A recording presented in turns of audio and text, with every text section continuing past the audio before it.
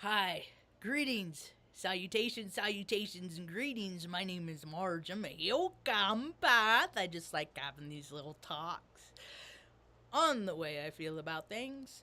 It's important to get things out that frustrate you. The way I look at it, when I bottle things up, when I cap, when I button it, when something annoys me, hurts my feelings, breaks a boundary, and I stuff it, to go along and get along so other people don't get uncomfortable in their small, tiny little existences. That stuff turns to gas. Anger turns to gases inside your body. I'm not going to do it, but when people pop their knuckles, that pop. I have a brother. He was a real mean guy. He still is. And he used to, when I was younger, I think the last time he did it, like I was in my 20s. Because control freaks like to dominate and they like to cause harm. I don't like people like that. So I started this channel so I could help educate people with the experiences that I've had in real life, not made up, so that they can see, oh man, what an asshole. And then when they meet people out there in the world, they'll recognize people for who they are based on their discernment. There's so many people on this planet that everybody loves, but in real life, they're scoundrels and do really weird stuff that if you found out about them, you wouldn't like them very much. So, and then those gases build up from people getting mad and not talking about stuff, and then that turns to cancer, parasites that eat away at your cells, just built on anger and resentment, intolerance, unacceptance, all of those things. So I learned a long time ago to talk about things without holding on to the emotions in my container, my soul sack. And it's served me well to this point. I have a lot of structural damage to my body. So I'm in on level 6, 7 pain scale every day. And I try to meet the world like I'm not in pain, but everything hurt, especially in my back. And that's like that's my core. And it's been compromised. And so as steadfast as I try to be, I fail sometimes because I have zero tolerance, 2% tolerance for bullshit. And the world has become consumed with said bullshit, and it's hard for me not to just want to withdraw and just not participate. It's because I really want to do that. It's not, everything gets worse because people have had that same mentality that I have. It's just like, man, it's so stupid, I ain't going to get involved. And then people are so hands off. Look at the people that are doing it or doing stuff. Like here in Taos, the city we got a real pretty freaking, town square, trees. They had a farmer's market there, but the politics canceled that because politics is about who you know, not what you know. And everything's nepotism. And the smaller the town, the greater the freaking cancer it is, because people kept their mouths quiet and didn't say anything. So now I'm starting to get more involved. I'm getting out there. I'm going to meetings with I'm gonna go. Hey, dummy. Hey, I'm not even gonna call him a dummy. I'm just going to assume they already know they are because of the chairs that they're sitting in. Hey, don't cut down the trees because trees create oxygen and human beings need oxygen to breathe. And you cutting down the trees is kind of defeating the purpose of what the community wants to do. So don't do that. And then they'll do it anyway because that's what bureaucrats do. They do whatever they want because that's what it's about control and power and dominance. Are people seeing it yet? I see on my feed. I guess I'm supposed to learn something about this. I see so much stuff about this Dan Schneider and Nickelodeon and stuff like that. Now, when I grew up, I was with Nickelodeon during the you can't do that on television stuff. Like Kids Incorporated, that era. And then I started doing other stuff that was more important than sitting at home watching Nickelodeon, right? So look at all the people that were conditioned to tolerate perverse behavior. A whole freaking generation was taught to look at gross behavior as acceptable behavior so that the people that perpetuate the behavior, they can continue the gross behavior. And I used to watch a show that dude was on, that scumbag was on. I'm not going to say his name no more. He don't deserve it. And it was called Head of the Class, and it was the gifted and talented kids, you know. And I'm just like, man, I could. My brother liked it. He was drawn to that program. That's not my program, you know. And that guy gave me the creeps then. See, when you've been touched by the hands of evil, you know what evil is. And people that haven't been touched by the hands of evil think everything's la la la, everything's great, everything's wonder, and they can't bear to look at the gross, ugly stuff that is a big part of this society. They don't want to, they can't bear to look. No, I can't. I put their little horsey. I know I can't tolerate. My brother quit teaching. He was a teacher, and then he went to state of California as a computer programmer. Now he's a lawyer. I mean, he's worked there like 25 years, you know, pension, all his money. Anybody ever hear of Jerry Hessick? That guy do any favors for you? Because he ain't never done no favors to me either.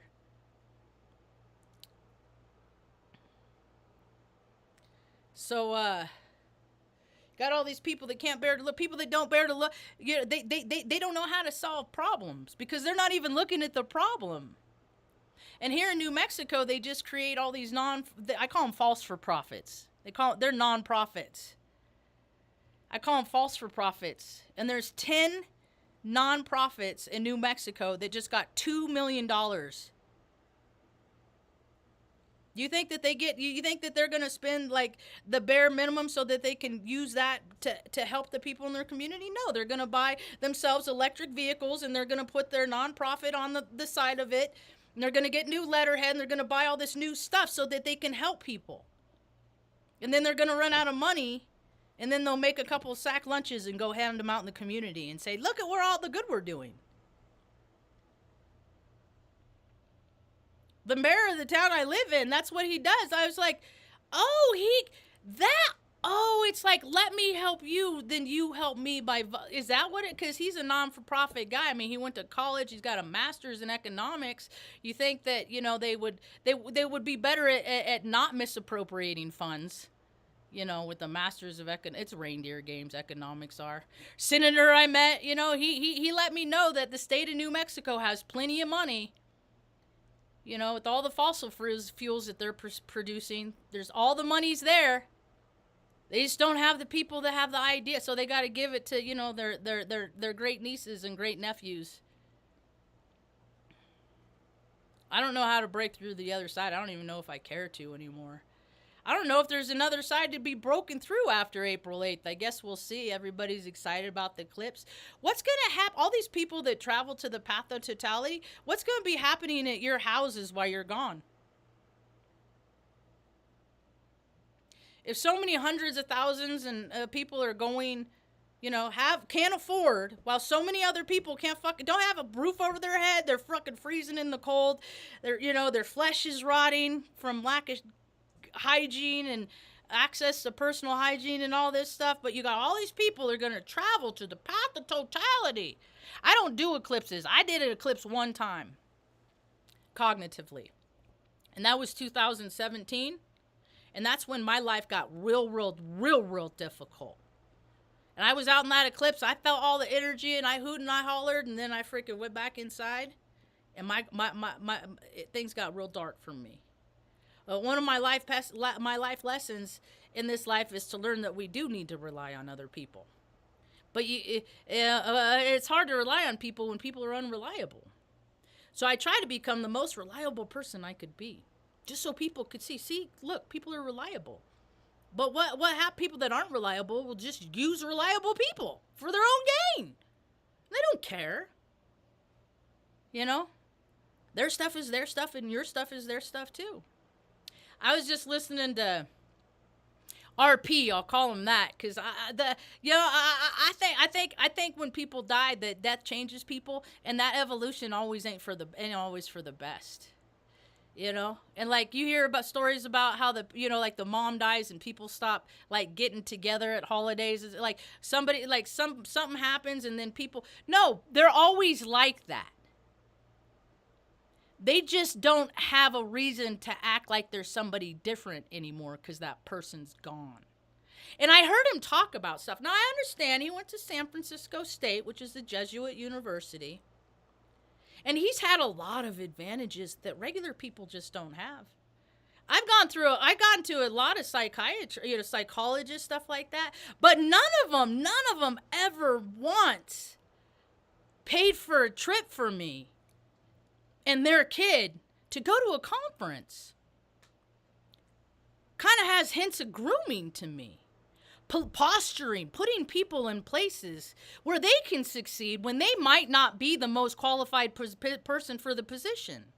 So I get it, RP. I see who you are.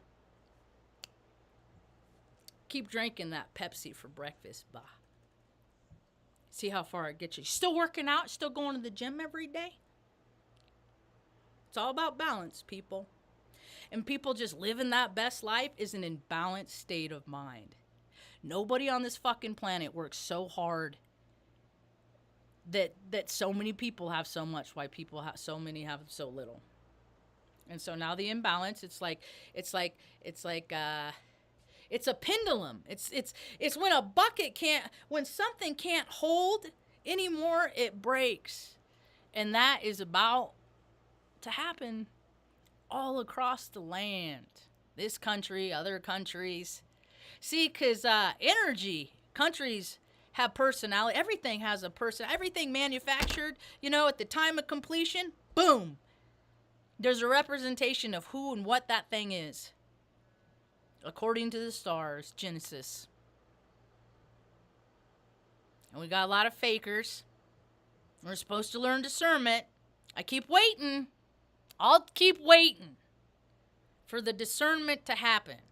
See, because the way I look at it is if people are becoming so logical and so aware and so conscious, see, I recognize as those traits to be, traits that I have. And I see them in people. I think I see them. And then I reach out to these people and I'm like, man, I see a lot of really great things in you. And I want to connect to them because I think people can come together and create great. But, you have your agenda and it's all just about you. And if I come in, I might open people's eyes that it should be about more than just you and it should be about everybody. But that will burst your bubble. So by all means, don't endorse people like me. We're coming up on Easter, the holiday that celebrates envy. Because the Romans were jealous of old JC, so they were mad because of his powers and his ability, just like people around me about my powers and my abilities. Thank goodness ain't nobody hung me up on a cross yet.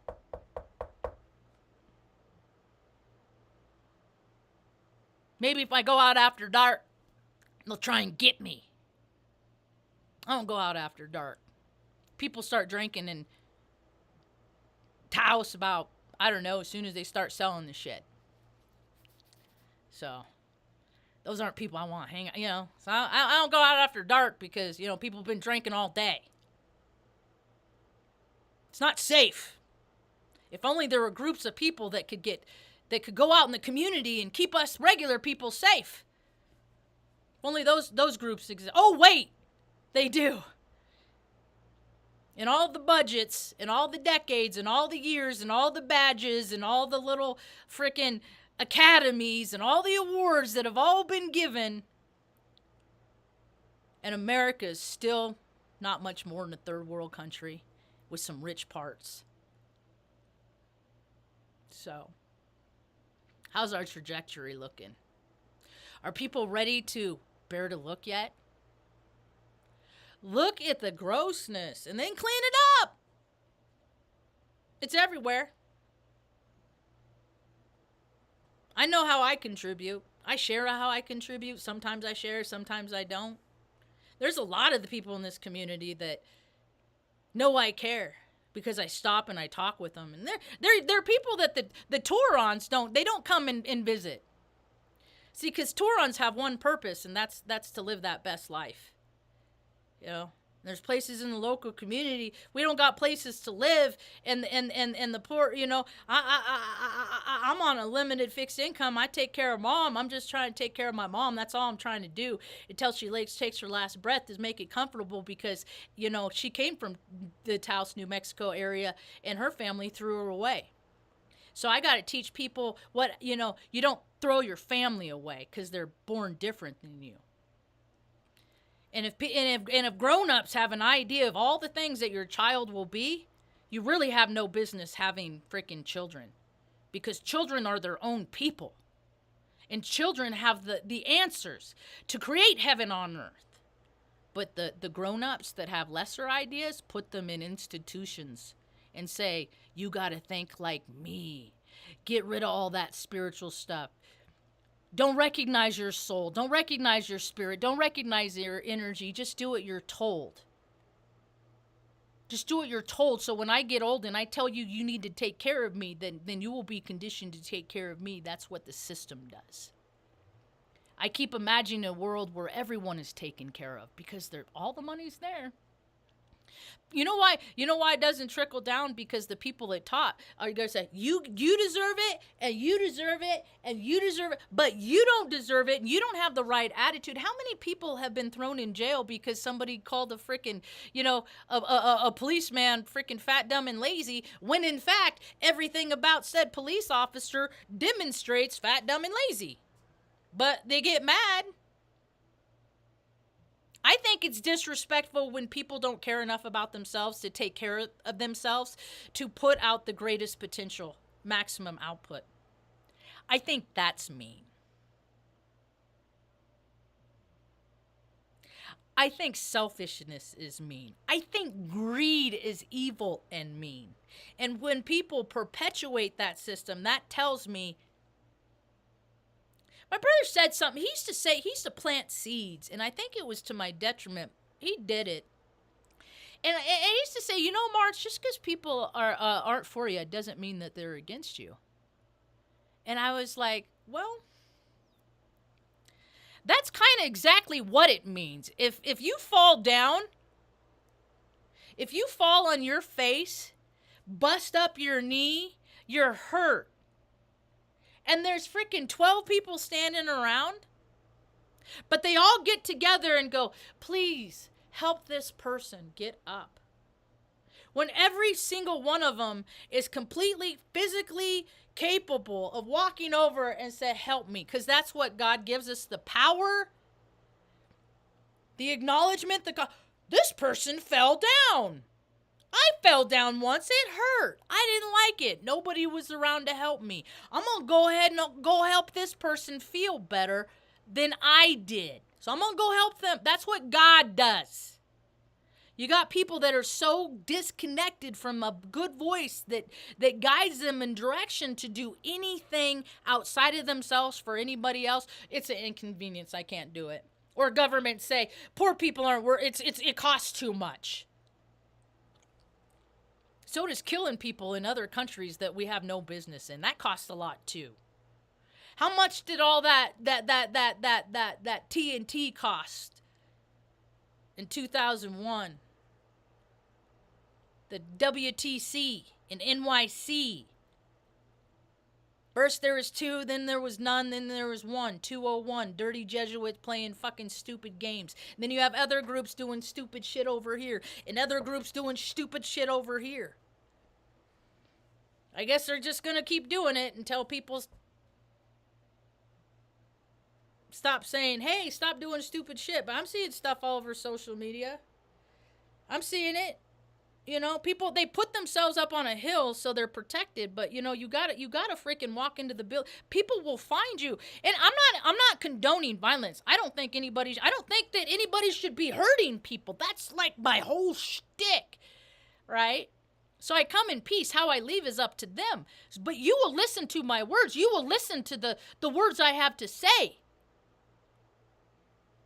And you can go home, you can turn off your brain and ignore it, but you know what? I'm not speaking for all the people that disagree with me. I'm speaking for the 1 or 2 that don't disagree with me. I'm speaking for the 1 or 2 that do. Yeah. And go ahead, those the freaking silent watchers, you know, the ones that aren't, they're not for me, but they're not against me. The ones that like to hit the thumb down, keep doing that. Keep doing that. Keep hitting that thumbs down. Because it boosts me up. Because it lets me know that somebody doesn't like what I have to say, so I must be saying something true.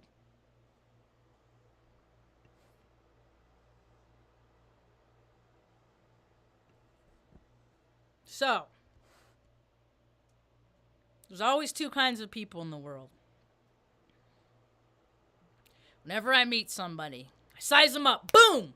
Are they going to help or hinder? Well, they don't help themselves. Probably not going to help. Be well. Peace.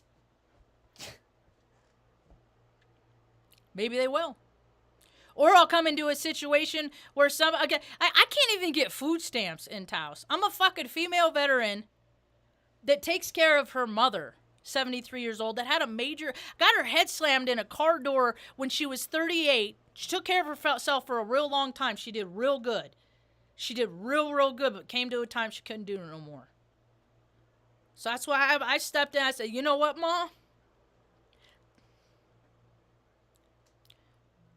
You don't gotta worry. I'll take care of everything, Ma. And then when I go out into the world and I do what I need to do to take care of my mom, like fucking suck it up and go sign up for fucking food stamps. And people want me to stay cool, calm, and collective when I have 49 years of the system fucking failing. Because how would they feel? You know what's funny about the mayor? I read his little autobiography, you know, and nowhere does it says that he freaking, you know, he hangs out with his cats and his dogs. There's nothing about animals there. That's why they don't give a fuck about fucking the animal situation in Taos. Packs of dogs, fucking ripping cats apart, other dogs apart. Because they're so tucked away and they can't bear to look. They're not going to look at that. But you freaking bring that stuff to their friend. I mean, make them see.